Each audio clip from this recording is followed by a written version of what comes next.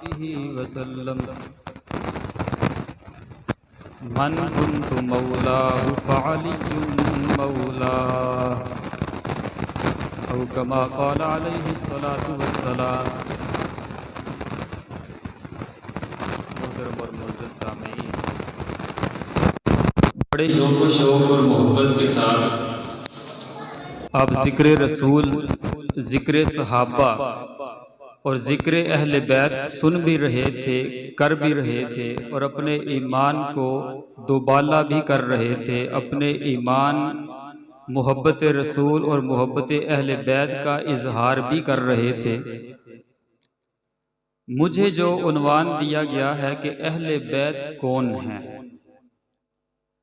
यकीनन हम सब का ईमान है कि जिस तरह कुरान करीम पर ईमान लाना मोमिन होने के लिए ज़रूरी है, ऐसे ही कुरान करीम जिसने हम तक पहुंचाया उस पर ईमान लाना भी ईमान का हिस्सा है। कुरान को मानना भी ईमान का हिस्सा, कुरान को हम तक पहुंचाने वाले नबी पर ईमान लाना भी ईमान का हिस्सा। जब कुरान को मानने के लिए कुरान लाने वाले को मानना भी जरूरी है, ऐसे ही अहले बैत पर ईमान लाना भी जरूरी है और अहले बैत का जिक्र, अहले बैत की शान जिन हस्तियों ने हम तक पहुंचाई उन पर ईमान लाना भी जरूरी है। एक बंदा कुरान को मानता है, कुरान लाने वाले को नहीं मानता, तो वो मोमिन नहीं हो सकता। एक बंदा अहले बैत को मानता है, अहले बैत की शान हम तक पहुंचाने वाले सहाबा को नहीं मानता, तो वो भी मोमिन नहीं हो सकता। अहले बैत की अगर बात करें तो हमारे पास एक तबका है कि अहले बैत के नारे लगाता है, लेकिन उनके अक्ल शऊर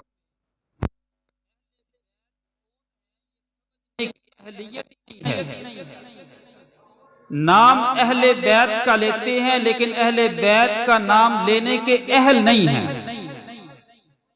कुरान करीम ने जो फरमाया, इन्नमा युरीदुल्लाहु लियुज़हिबा अन्कुमुर रिज्सा अहलल बैत, कि ए अहले बैत, हमने आप सारी की सारी गंदगियां, सारी की सारी रंजिशें, सारी की सारी कदूरतें हमने आपसे दूर कर दी हैं। जितने भी अखलाके सय्यिआ हैं, कीना, बुग़्ज़, नफरत, हसद, सारी की सारी अखलाकी बुराइयां हमने आपसे दूर कर दी हैं।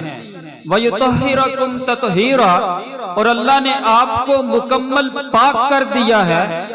ये कौन से अहले बैत को अल्लाह ने मुखातब किया? ये नबी करीम सल्लल्लाहु अलैहि वसल्लम की अज़वाजे मुतहहरात हैं।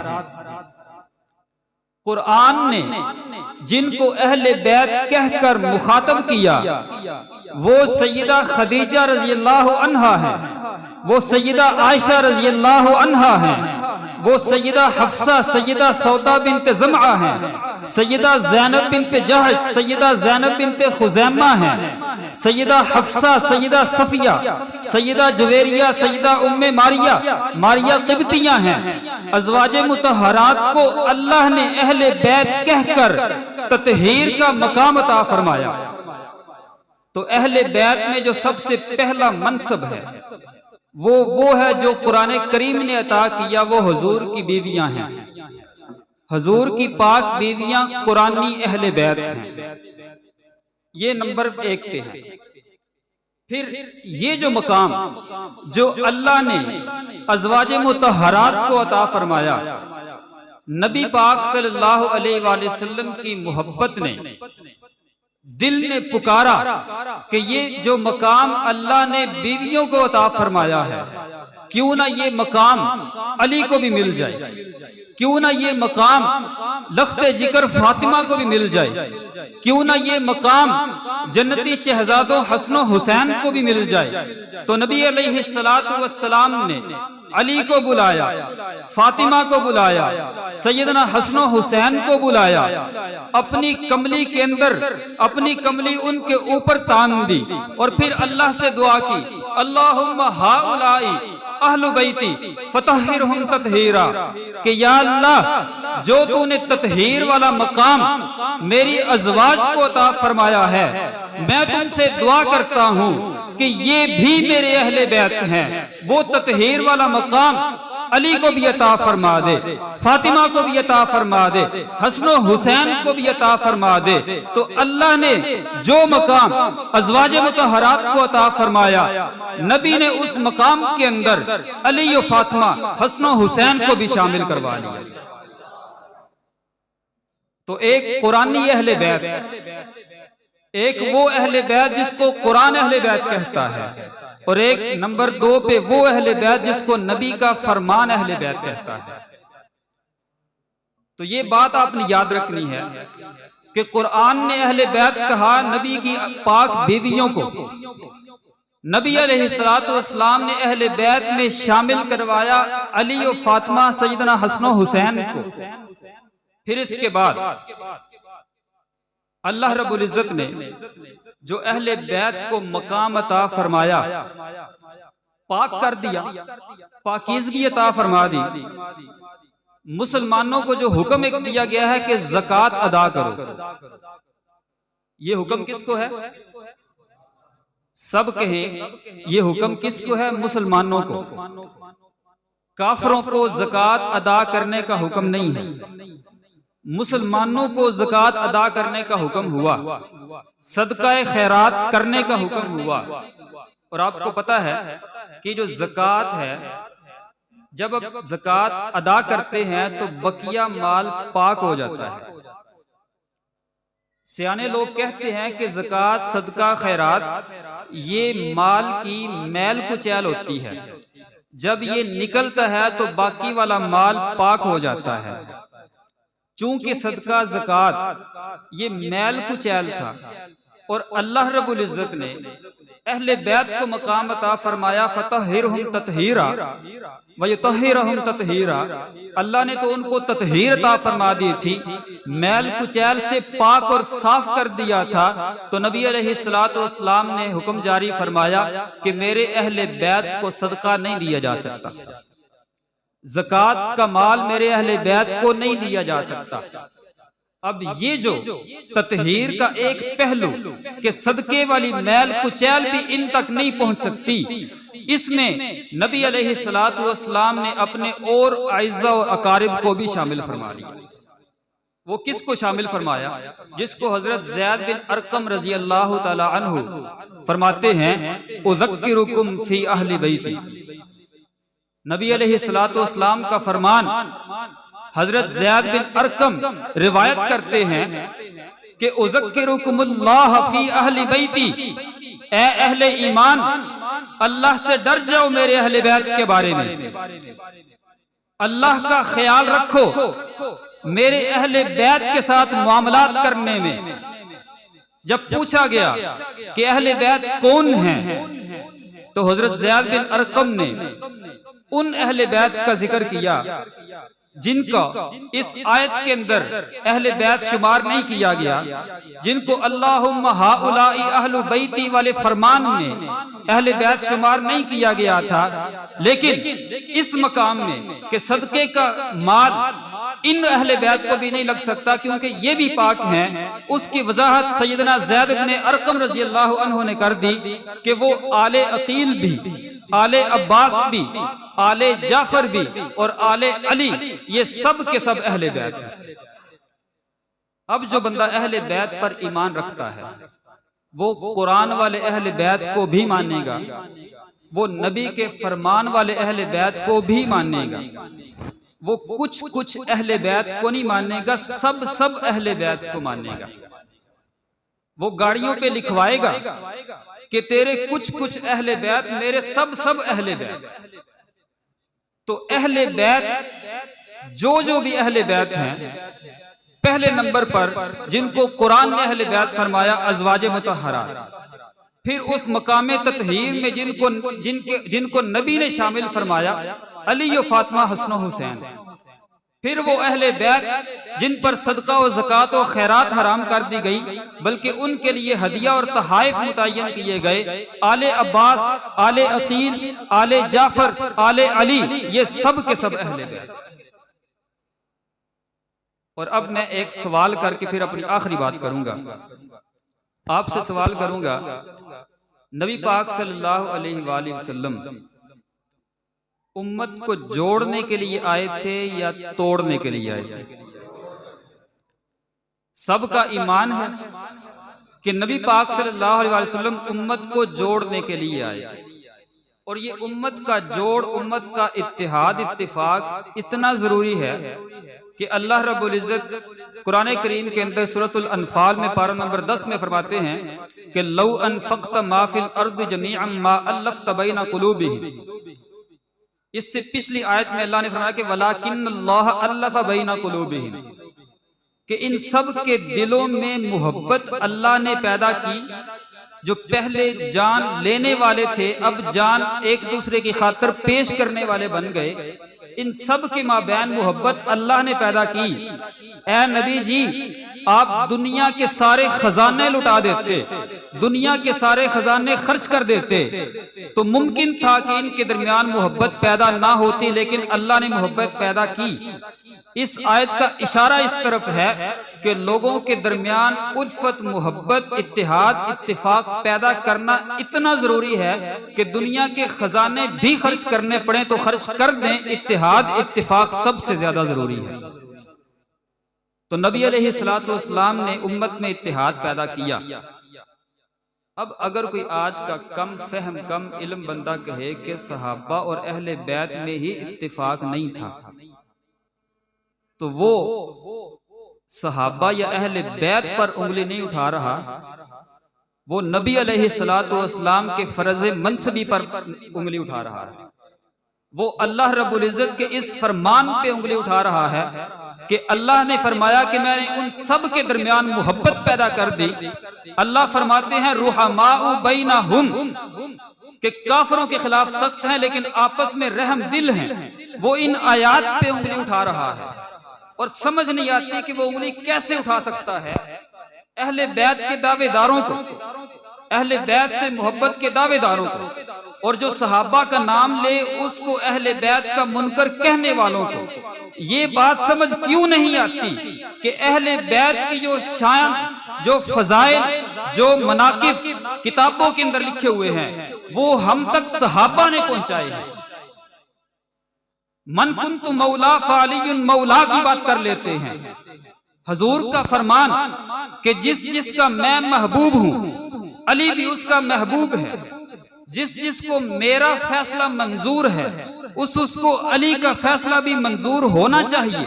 मन कुन्तु मौला फ़अलियुन मौला, ये पैगाम, ये अलीउल मुर्तज़ा रज़ियल्लाहु अन्हु की शान हम तक पहुंचाई किसने? हम तक पहुंचाने वाले हैं बुरैदा अस्लमी सहाबी रसूल, हम तक पहुंचाने वाले हैं साद बिन अबी वकास सहाबी रसूल, हम तक ये बात पहुंचाने वाले हैं बर्रा बिन आज़ब सहाबी रसूल, हम तक ये बात पहुंचाने वाले हैं अनस बिन मालिक सहाबी रसूल। ला तादाद सहाबा कराम ने ये अलीउल मुर्तज़ा की शान हम तक पहुंचाई।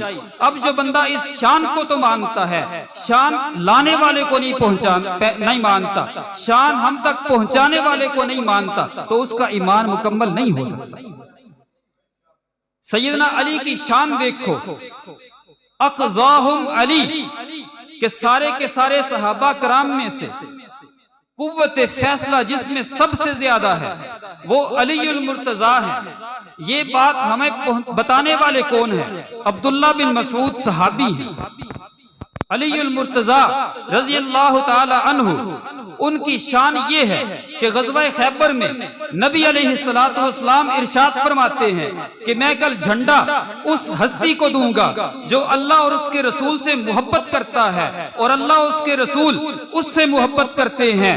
और कल को झंडा मिल गया सैयदना अली अल मुर्तज़ा रज़ियल्लाहु ताला अन्हु को। ये बात हमें बताने वाले कौन हैं? साद बिन अबी वक़ास सहाबी रसूल हैं। जनाबी अली अल मुर्तज़ा की जब शहादत हो जाती है तो एक जुमला बोला जाता है कि आज दुनिया से फिका और इल्म रुखसत हो चुका है। अली अल मुर्तज़ा की ये शान कि उनके जाने से फिका और इल्म के रुखसत होने वाली बात की जाए, ये शान हमें बताने वाले कौन हैं? मुआविया बिन अबू सुफियान सहाबी रसूल। सैयदना हसन रज़ियल्लाहु अन्हु की शान देखें।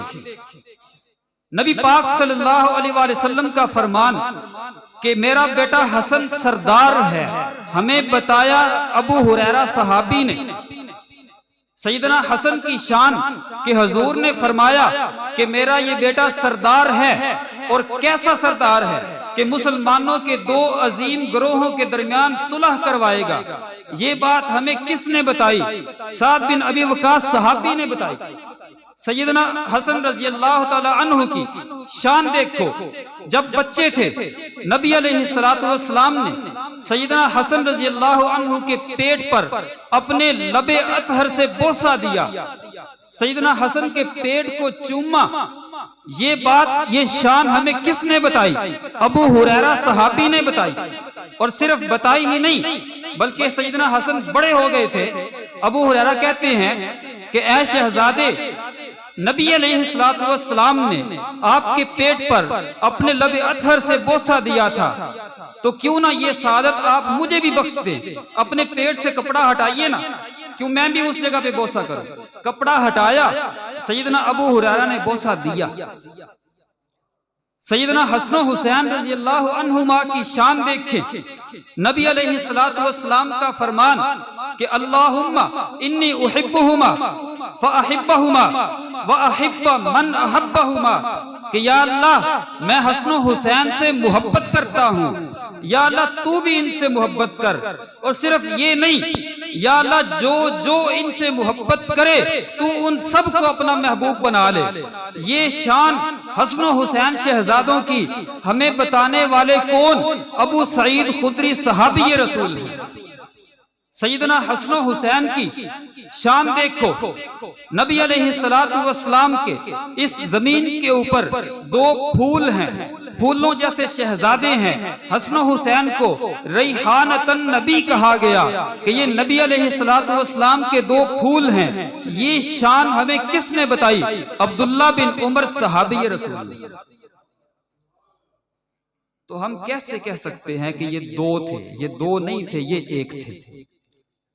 अहले बैत और सहाबा कराम दो नहीं थे, एक ही थे।